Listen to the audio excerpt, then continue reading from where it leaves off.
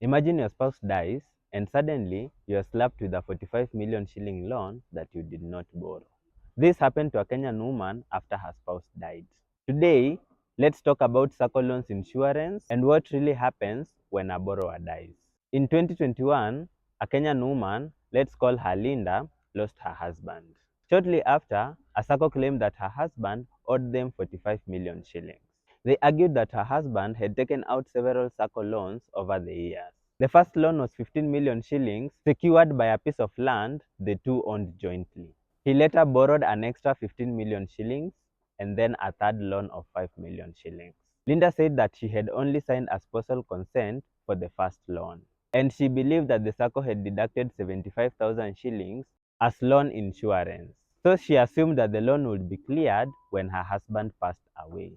But in 2024, while she was grieving, the SACCO claimed that the loan had ballooned to 45 million shillings.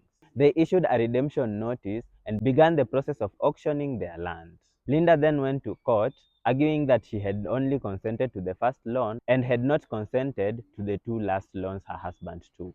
She argued that the insurance should have covered the debt. Typically, SACCOs offer loan protection insurance. This is a policy that should automatically clear a member's outstanding loan in the case of death, permanent disability, and sometimes critical illnesses.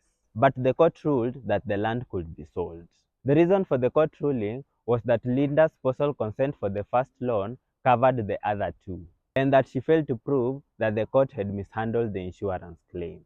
We learned that the loan protection insurance does not cover the full loan, especially if the SACCO didn't file a proper claim or if the loan exceeded the cover limit. If the borrower defaulted or restructured the loan before death, this policy might not apply.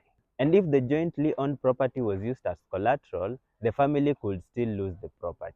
This is even if they were not the guarantors to the loan. So before you agree to be a guarantor or let your spouse or parent list shared property as security, you should ask these three questions. Is the loan insured? What is the cover limit?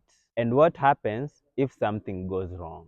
For this and more financial insights, we have partnered with Lua. Lua is a free AI agent on WhatsApp that allows you to schedule your meetings, plan your meals, and can even help you with your homework. Click the link in bio to try out Lua.